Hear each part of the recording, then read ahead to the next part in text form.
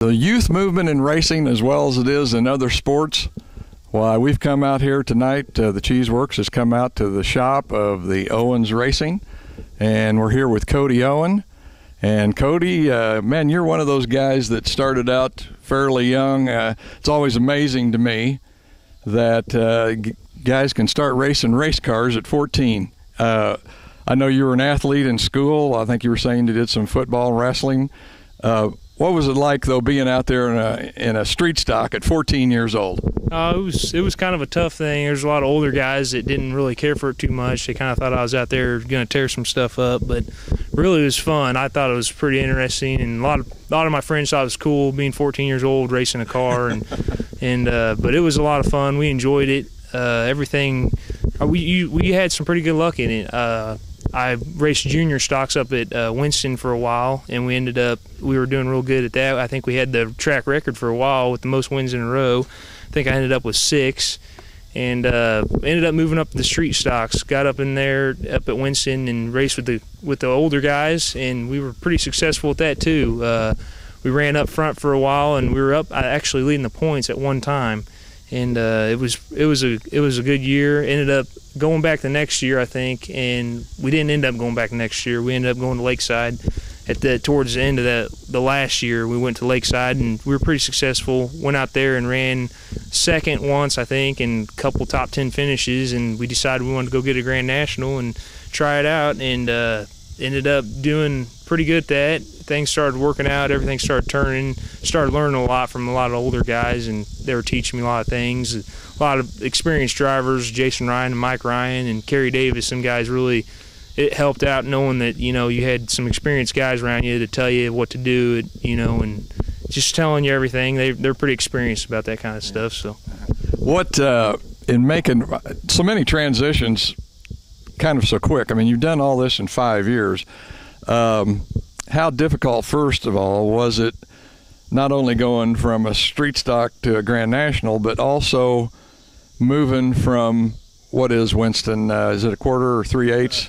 3/8, but moving from that 3/8 to a half mile, I mean, man, you had to have adjusted your driving style quite a bit, plus the bigger radius turns, the higher speeds. How much harder was that for you to pick that up?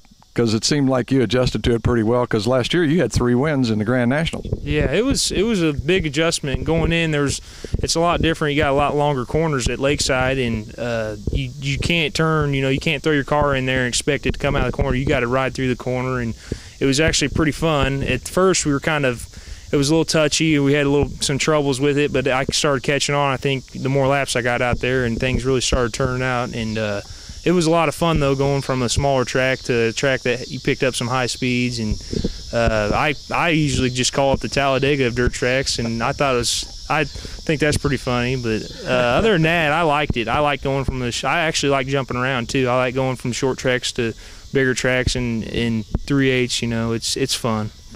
Well, like I say, again, another adjustment. I mean, here you were just 2 years in the Grand Nationals, and then you guys decided to go with the modifieds. And, of course, I believe, if I remember right, you started in the October Series last year in the Grand National, brought that out for the first time. And, boy, that had to be a big switch. I mean, to me, it's a bigger jump from Grand National to modified than from street stock to Grand National. How much harder was that for you to pick up? It took me a while. It took me a couple weeks to really settle down and start. Kind of had to listen to some guys and explain you need to, slower is faster usually in some predicaments, and it was fun. You just have to really have patience when you're moving from one class to another, because it's a lot different, especially going from a Grand National to modified. You got a lot more speeds, and there's a lot more different things you can do to your car. But having, like I said, Kerry Davis and Norm Davis, they help us out, and it really helps out to have somebody that is raced for almost 20-something years, and to be able to tell you or set your car up or come over and just give you pointers on what to do, and it ends up working out, and I really enjoy it. I can't think of a better bunch, to have to learn how to do modified racing with the guys at Lakeside. I mean, as far as I'm concerned, probably top of the line teams and guys in the modified class at Lakeside that have run around in this area for a number of years, and sounds like you and the Davises have formed a pretty close relationship. Oh yeah, we've made a lot of friends when we came into racing. We were Mike Ryan and Jason Ryan. We became real good friends with them and their cousins, and then Kerry Davis and, like I said, Norm Davis. You meet a lot of new people like Tim Carrick, and all them guys that are real nice. I'm tickled to run with all them guys because I think it's to run with people that have raced for so many years and have so many wins. I think it's fun to be out there running with them, and keeping up with them is the biggest thing, and then getting high fives or good jobs from them guys. It means a lot because they've raced for so many years, and it means to somebody that's only raced for 5 years, it really means something. One other thing I wanted to touch on was this transition again, kind of getting back to that.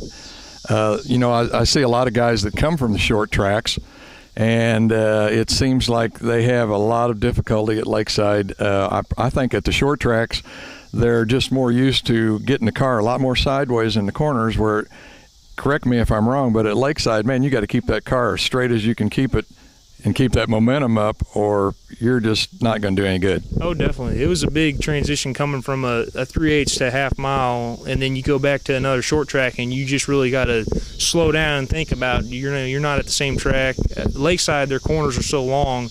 If you go throwing it in there, you're going to be in the infield before you know it. It's one of them deals you got to kind of keep. It's like you said, keep your car straight and just ride through it. Well, also this year, I think weather has played a big factor in the racing at Lakeside also, because normally, boy, especially probably maybe the 1st of July, middle of July, that track is always real dry, and it seems like the fastest way around is down on the bottom. But I'm not sure that's been the case this year. Now, you've raced there all summer. Tell me if I'm wrong. Is that not correct? Has the Highside probably been a little better this year at Lakeside than what it has been in years past? Yeah, with all the moisture we've had, it's really, the Highside's really been getting the momentum up there, and it seems like a lot of guys have been running up there. It's tough to run down low because it's a high speed. The track, you got to keep your momentum up, and coming out of the corner is just really tough for some guys to keep it down low and run down low. But yeah, it seems like the Highside's been working out for everybody so far, and hopefully we can get some dry slick tracks in there and get some people that really can pass and do good on dry slick tracks. I think that'd be a lot of fun too. I think that's what's kind of kept things mixed up a little bit this year. Plus, Johnny Allen hasn't been racing out there, but it seems like to me that it hasn't been anybody really just dominating that class. It's really been spread around, and that's really been fun to watch. Being a race fan.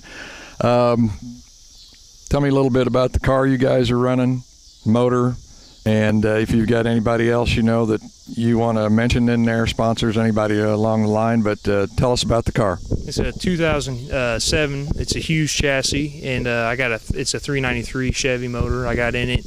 The people I'd really like to thank is my dad and Norm Davis and Kerry Davis, the guys that really help. Curtis Shaddocks, Alec Wood. I got a couple pit crew guys that really do. It makes a difference having them guys there. And sponsors, I'd like to thank Yancey's Automotive, Dimensional Innovations, Sign Systems, Infinity Sign Systems, Owens Built Homes, D&D Racing, and Prudential Carter Duffy. Sounds like a good group of folks to have behind you. Yeah. And let's face it, none of us or any of you guys could do that without having these sponsors back there. Just one little thing we might cover. What about next year? Oh yeah, definitely. I think we were hopefully looking into getting a new car. We'll see how money turns out, but definitely be out there next year in a modified. Yeah. Okay, I think we're going to have to wrap it up. I'm getting a signal. I think that's 9 fingers I count. So we've got 30 minutes. But anyway, folks, it's just still, like I say, very interesting to me that we have these young guys that are starting so young in racing. And, I mean, some of them in go-karts now. I mean, golly, 4 or 5 years old, something like that. But here Cody is just 5 years out of the box and into modifieds already. And, you're hanging in there with them guys. You're having quite a few top 10 finishes. And have you made it into the top 5? Yeah, we've had top 4, or we had a 4th and a 5th finish earlier on this year. We just got to get some more luck on our side. Yeah. Okay. That's about it. Okay, I think we're going to wrap it up here from Owens Racing out here in Parkville. And this has been the Cheese Works at Owens Racing.